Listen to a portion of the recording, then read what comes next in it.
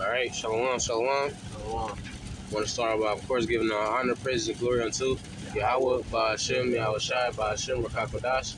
That will honor to the elder apostle, great millstone, rule and teach well, because I shalom to you brothers, as well as your true sister, my tune in, listen, and learn it. And just getting right into it, quick, in transit, going into, how, Esau, will not perform his enterprise, you know.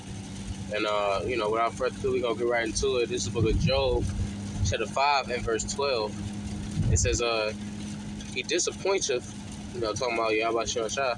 It says, he disappointeth the devices of the crafty, so that their hands cannot perform their enterprise. Right. Who is the crafty? Yeah, it goes back to the serpent. It said that the serpent was more subtle than any beast of the field, meaning crafty, deceitful, and that's talking about Esau Edom, So like, and I'm gonna also get this in we'll read it again one more time. All right. It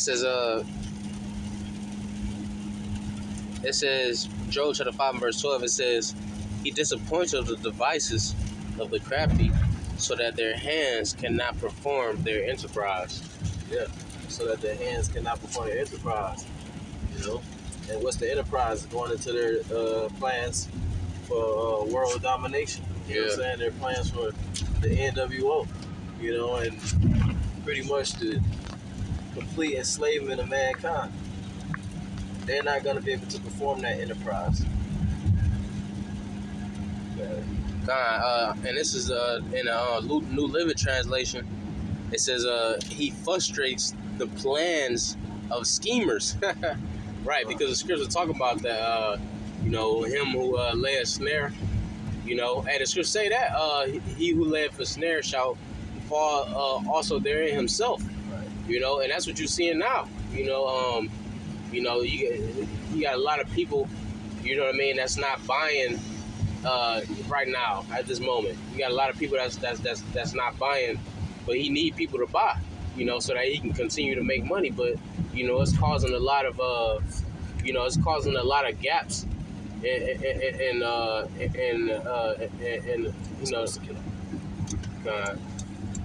Let's go to the one he's talking about. It's causing a lot of gaps in his market, man. It says he frustrates the plans of schemers, so the work of their hands will not succeed. And that work of their hands, when you get in the KJV, that's talking about their devices, which the scriptures say we are not ignorant of his devices. Which this devil has many devices. He got these robots, which he thinks that's going to be a good idea for in his enterprise. Yeah, the robots is to replace the people, right? Like you go to grocery stores, that's like during our lifetime. You know what I'm saying? When we was growing up, you had people checking you out. Mm-hmm. You know what I'm saying?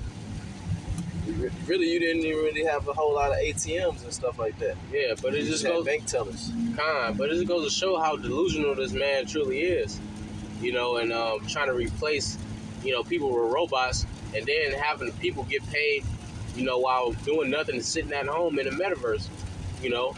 When really they should be enjoying, the earth. He's gonna be using those people for different things. You know what I'm saying? See, he wants to utilize mankind, so to speak, in a different way. For research and study, basically for experimentation. You know what I'm saying? Basically, he's gonna use, in his mind, the rest of the people, like you said, that get replaced by robots and AI and all this shit. He's just gonna use you for blood work and brain work, because that's what the C-hip is for.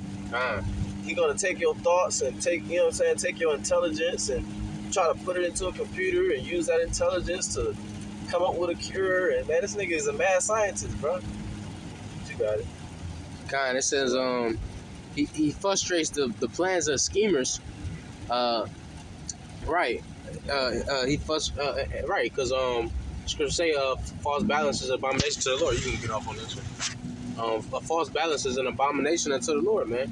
And that's, it's like I lost train of thought, but going into how this devil is a schemer, man. He's a liar. He's a scammer. He's subtle as a serpent, man. And the Lord is gonna frustrate his plans. You see, but moving on to the next precept, this is the book of Psalms, chapter 17 and verse 13. It says, "Arise, O Lord." Right, this is a prayer, man. We praying to the Lord, arise, man. And I'm gonna keep reading. It says, "Disappoint him, cast him down, deliver my soul from the wicked." Oh, I'm sorry, Slacky. This is not what I wanted, but that's still a good precept. But this is the book of Job. Actually, yeah, let me get this. This book of Psalms, chapter 17, verse 13. It says, "Arise, O Lord, Yahweh Shah, disappoint him." Right, once again, disappointing his devices, man. Him thinking that, his C-hip is going to prevail. Him thinking that people is going to comply to his, his unrighteous decrees in the time of the hour of temptation and all of the things to come. You see, it says, "Arise, O Lord, disappoint him, cast him down, deliver my soul from the wicked, which is thy sword." Because this man, he's made to kill, man. He's a man of death. The sword. The sword of the Lord. But this book of Job, chapter 20, verse 23, it says, "When he is about to fill his belly, Yahweh Shah shall cast the fury of his wrath upon him." So you can only imagine how pissed off the Lord is if we sitting up here pissed off. Quote this all the time what the scriptures say. "Surely oppression maketh a wise man mad." We pissed off at the that our finance with the scriptures that our financing is like a bucket with hole or a bag with holes. We pissed off at our children. You know what I mean? I ain't even really, our children. Yeah, they ain't really being raised by us. They being exposed to ABCD and you know what I mean, and loud ass, wicked ass women, man. It says so imagine how pissed off the Lord is. The Lord is gonna wait until his climax of him, his reaching point of his maximized what he think is his maximized enterprise, and that's when the Lord gonna come upon him. That just goes to show how pissed off the Lord is. And that's how you know we at the end. Can you read that verse one more time, Marcus? Well, can I add this one point?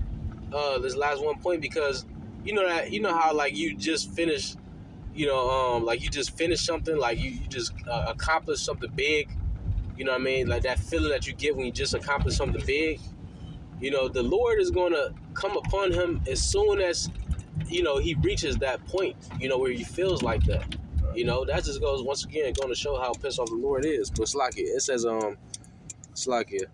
this book of Job, chapter 20, verse 23 again. It says, "When he is about to fill his belly, Yahweh Shah shall cast the fury of his wrath upon him."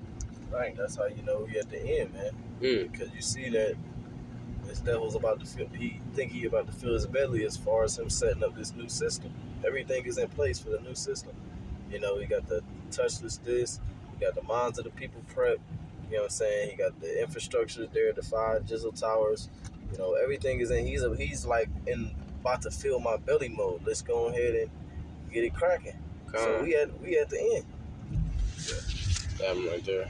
Oh yeah. It says when Yahweh shall cast the fury of his wrath upon him, and shall rain it upon him while he is eating. Yeah, because that fury is gonna come from the heavens. It's gonna come from fire and brimstone and cast down.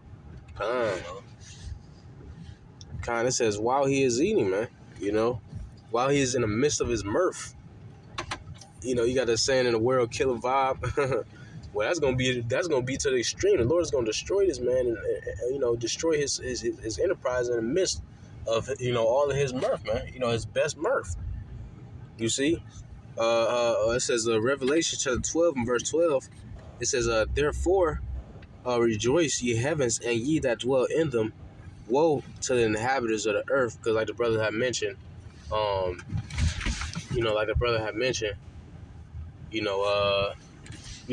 how you know that we at the end. It says, therefore rejoice, ye heavens, and ye that dwell in them. Woe to the inhabitants of the earth and of the sea, for the devil is come down unto you, having great wrath, because he knoweth that he have but a short time. You know, and this man has a short time. You know, as soon as he, is maximizes enterprise once again, that's when the Lord is going to rain that upon him, and it's going to be quick, man. Yeah, You know, it said that he's gonna come down with great wrath. That's another reason why we know he's not gonna be able to perform his enterprise. Because the Lord said in the book of Psalms, "Touch not mine anointed, and do my holy prophets no harm." no harm. You know what I'm saying? The Lord said that when the enemy shall come in like a flood, the spirit of Yahweh Shema shall lift up a standard against him, man. Yeah. You know what I'm saying? So the very fact that he's gonna come up against us testifies to the fact that we're gonna be saved. You know what I'm saying? So his hands is tied. Like I said, he don't want to come against us because he knows if he do, the Lord gonna show up. But he already know that this truth is gonna continue to flourish unless he do that. But that's pretty much it on that. Lord's willingness to edifying throughout everybody showing shop for giving us the spirit to do this lesson.